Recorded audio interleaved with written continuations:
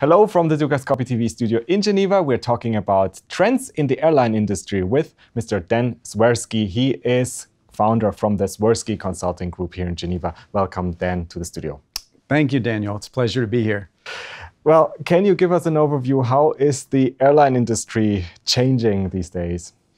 Well, as you know, Paris Air Show is going on right now currently, and there's a lot of things going on in the industry. Obviously, the trends right now are to take the airlines and they're maximizing everything they can do in order to increase their efficiencies. So what that means is they're cutting costs in any area that they can. And then, as many people know, charging for auxiliary services such as baggages and so forth.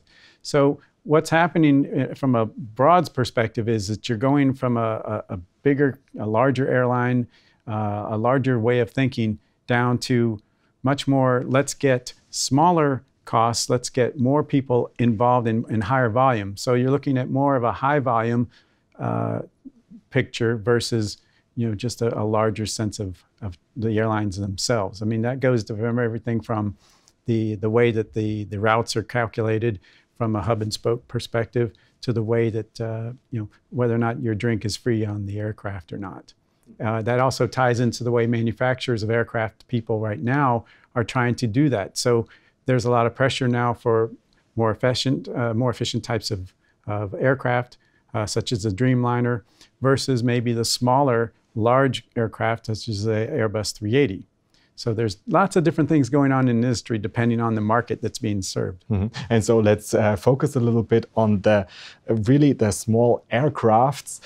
So actually, what are the technical advancements that actually facilitate that more and more small aircrafts are seen these days? Well, actually, the technology that's happened in the few years in the past has been just exploding in the way that now just a small basic personal aircraft such as the Cirrus SR-22 Turbo has the same capability in terms of navigation, in terms of safety and things like that that a modern Dreamliner has, for example. So the technology is in how the plane is operated. So it's more efficient, it's more effective for the pilot, it's a safer environment. It's an area that really can bring the small aircraft into the realm of all of the things that make the big aircraft safe and efficient to fly, but doing so in a much smaller way, in a much more, flexible way, for example. And so how can the small aircrafts assist mid-sized companies in their business? Well, small aircraft, there's been a trend, as you know, with the differences going on in the airlines industry with security and so forth, in order to bring flexibility. So really, there are key items. There's flexibility that can happen when the small aircraft, for example, you can get notice in an hour, be on your way, versus an airline type of situation, an airport situation. So you have increased in flexibility. You have the ability to really kind of be reactive into what's going on. So you have a way to increase your reaction times. You're able to get into areas and serve geographic areas that, for example, an airline might not be able to service. So just in the US, for example, there are approximately 500 airports serviced by the airlines. However, there are around approximately 5,000 airports that can be served by a general aviation and a business aircraft. So that's the way, in terms of how they can help it. They can help anyone from a small entrepreneur to be more in touch with their client base. And they can react, for example, if they're here in Europe, if they're in London and they get a call that they have a client that wants to see them maybe in the afternoon, well, in their Brussels, you can quickly change your plans and you can be on the way, and in just less than 2 hours, you're in Brussels. So it really gives a competitive advantage and a flexibility and a time savings and even security, for example. You can have discussions aboard these aircraft that you can't maybe have on a commercial flight. So those are all the different things that really can help the small and medium business to grow their business, to be more effective and so forth, using that small aircraft.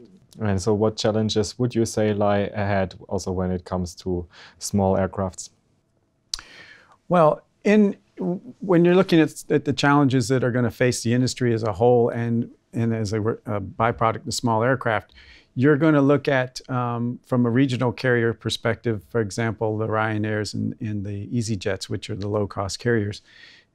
They serve generally the outside airports. And so you're going to be looking at different infrastructure that needs to be developed in order to be able to serve those people. From a regional airline perspective, even the short haul, you also have the issues of potential pilot shortages.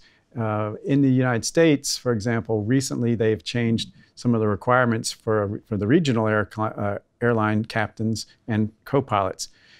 Co-pilots now have to have a minimum 1,500 hours before they can be considered for a regional spot as a second in command or a co-pilot. So you have differences in infrastructure that need to be developed to be able to handle the traffic coming into those airports, the ramps, the taxiways, the transportation from the airport to the hub, the city areas that you're looking for. Then you have to deal with the pilots to be able to provide that. And so, there are many pilots that are still available, but again, the age of retirement has been increased in the US, for example, from 60 to 65. However, that's a buffer right now that's being addressed, but there could be other things as well. So those are really the challenges that you look at. I mean, fuel right now, at the moment, luckily, is not a challenge as much as it was. Fuel price, however. But those are things that can change, are very volatile. So anything that happens in the future could easily spike that cost of fuel. So from the airline perspective, they're trying to run operating as effectively as possible, as efficiently as possible, with the idea that what can happen. And those are just some of the things that we would look at. Thank you. And that's all the time we have for now. Thank you very much, Dan Zwerski, for being here today.